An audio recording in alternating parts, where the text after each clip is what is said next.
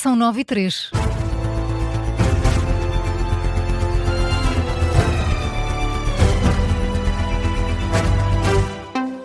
As notícias na Rádio Observador com Carla Jorge de Carvalho. Numa altura em que a OMS continua a afirmar que o antavírus não é uma ameaça, a Direção-Geral da Saúde divulgou um conjunto de orientações para eventuais casos em Portugal. Há indicações, sobretudo para profissionais de saúde, e também já foram definidos os hospitais de referência. A Direção-Geral da Saúde sublinha que o risco em Portugal é muito baixo, afasta a necessidade de medidas preventivas, mas divulgou este conjunto de orientações ontem à noite.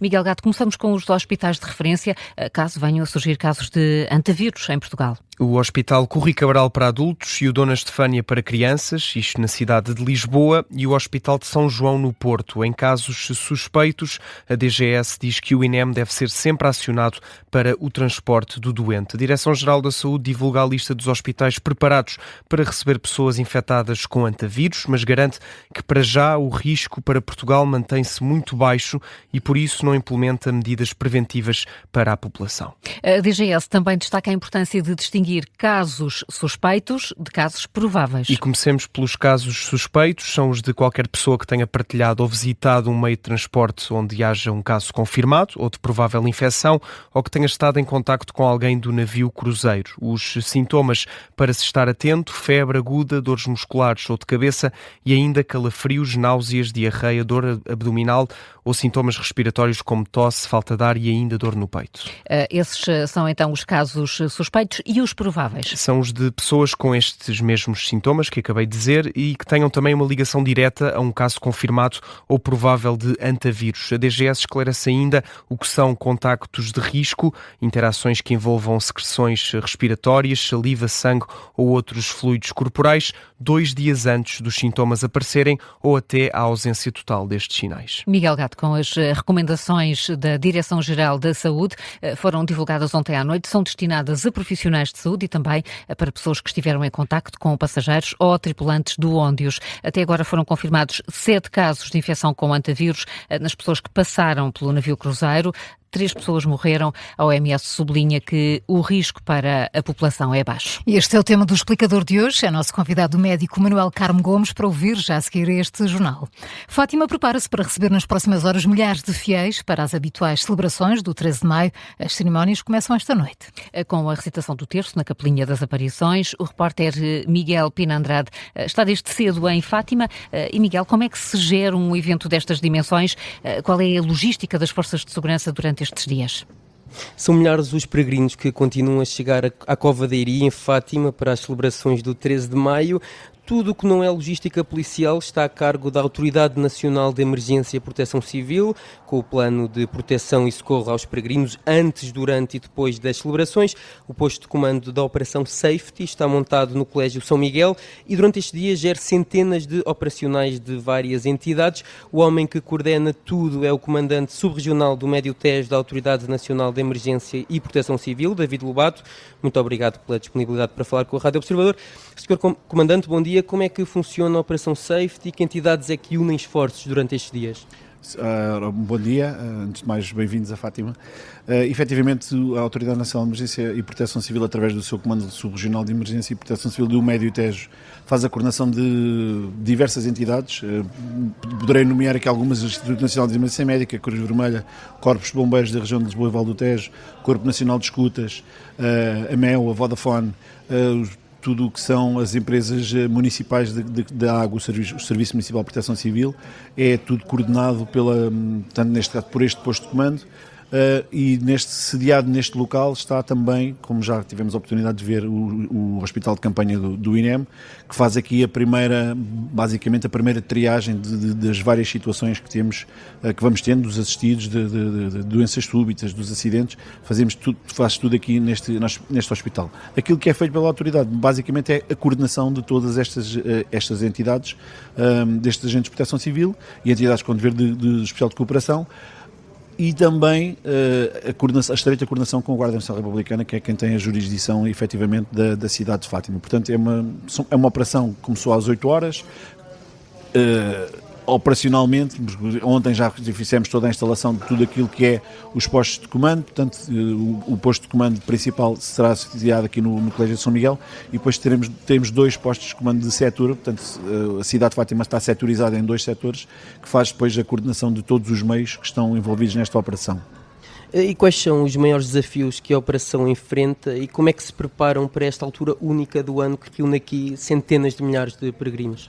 Esta é uma operação que já vimos fazendo, a Autoridade Nacional de Emergência e Proteção Civil já vem fazendo há vários anos. Portanto, a coordenação das várias entidades, a preparação é feita com várias reuniões antecipatórias. Portanto, começámos basicamente estas reuniões de coordenação e de planeamento no início de janeiro. Depois aqui com a depressão Cristino que apanhou aqui esta zona de Orem, parámos um pouco, mas a rotina também já é bastante grande.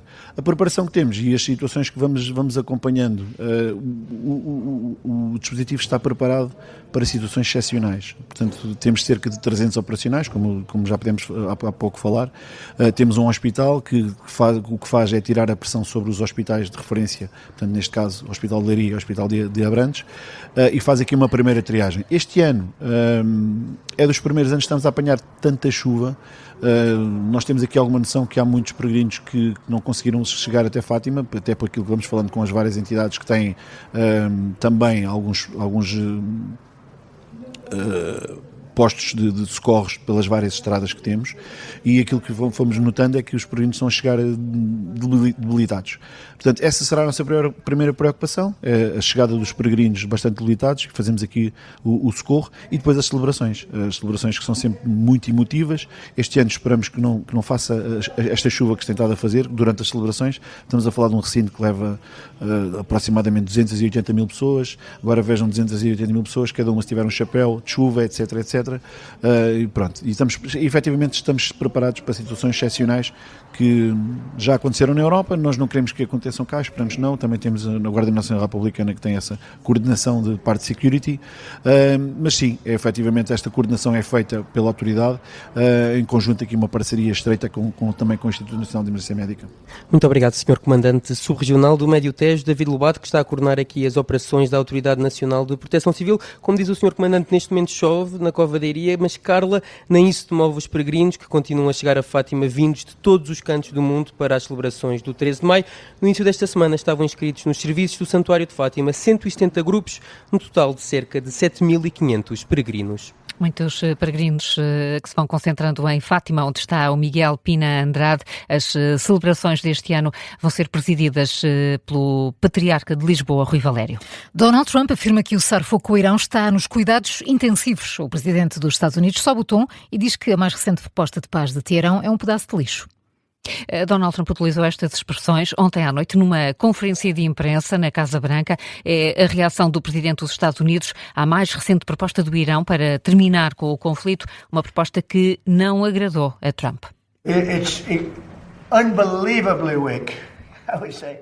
O cessar-fogo está neste momento inacreditavelmente fraco. Isto depois de ler o pedaço de lixo que nos enviaram. Nem acabei de ler. Disseram-me que ia ser uma perda de tempo. É um cessar-fogo fraco neste momento. Diria que está nos cuidados intensivos. O petróleo voltou a subir depois destas declarações, voltou a ser negociado esta manhã acima dos $100 o barril. Na análise, Francisco Proença Garcia acredita que a viagem de Donald Trump à China pode ajudar a definir a estratégia de política interna nos Estados Unidos e a desbloquear um acordo de paz. Foi esta manhã no Gabinete de Guerra, o investigador e professor catedrático na Universidade Católica considera que a administração de Trump tem pressa de terminar o conflito no Médio Oriente devido ao aproximar das eleições internas. Francisco Proença Garcia refere que a China também precisa que o Estreito de Hormuz seja reaberto e por isso pode ajudar Trump a acelerar um acordo de paz. Depois da visita a Pequim, pode decidir bombardear novamente e voltar a forçar o Irão a ter outra disponibilidade para negociar. É muito difícil saber o que é que se passa na cabeça daquele. A previsibilidade das suas decisões são muito difíceis, mas ele vai ter que encontrar uma saída para o seu problema interno, não é? Por causa das suas eleições, e as pressões da comunidade internacional estão a ser tremendas, de maneira que ele tem que encontrar uma saída e pode ser que essa saída seja encontrada agora na visita a Beijing. Vamos ver. O investigador e professor catedrático avisa que qualquer tipo de acordo dos Estados Unidos com a China implica cedências em áreas sensíveis. São agora 9h12. Carla, antes do explicador, que outras notícias marcam esta manhã? Um homem morreu esta manhã na sequência de um incêndio numa barraca na Avenida de Ceuta, em Lisboa. Fonte do Regimento de Sapadores Bombeiros confirma à agência Lusa que o alerta foi dado pouco depois das 6h30 da manhã. O problema ficou resolvido cerca de uma hora depois. O Comando Metropolitano da PSP de Lisboa confirma que a polícia ainda está a fazer diligências. Hoje é dia de greve dos enfermeiros, que abrange os profissionais dos setores público, privado e social. A greve é convocada pelo Sindicato dos Enfermeiros Portugueses. Está prevista também uma manifestação em Lisboa. Também hoje a Ordem alerta que o SNS precisa de mais 14 mil profissionais. Afirma que devido à falta de enfermeiros, as unidades de saúde pública estão em risco de colapso. O julgamento de Renato Seabra é o foco do 6º e último episódio do Podcast Plus, os ficheiros do caso Carlos Castro. Ao longo das últimas semanas, uma investigação do Observador revelou pormenores sobre um dos crimes mais mediáticos dos últimos anos, a forma como Renato Seabra assassinou o cronista social Carlos Castro, em Nova Iorque. O último episódio centra-se nos bastidores do julgamento. A defesa alegou que Renato Seabra teve um surto psicótico. O Observador falou com um dos psicólogos ouvidos na altura. O psicólogo Jeffrey Singer vai ser um dos peritos ouvidos e vai explicar que não é raro que doenças como o transtorno bipolar sejam identificadas pela primeira vez na idade do arguido.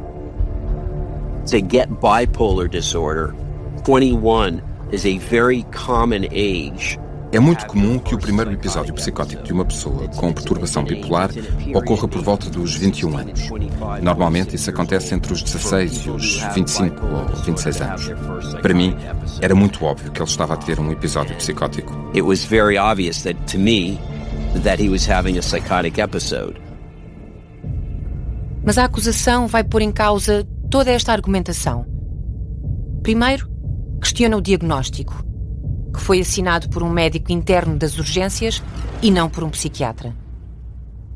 Depois, acusa Renato Seabra de ter exagerado e fingido sintomas quando estava internado. É o excerto do último episódio de Os Ficheiros do caso Carlos Castro. Neste momento já pode ouvir todos os episódios no site do Observador, nas plataformas de podcast e no YouTube. Esta é uma série narrada pela atriz Joana Santos com música original do pianista Júlio Rezende. A investigação e os guiões são da jornalista do Observador, Tânia Pereirinha.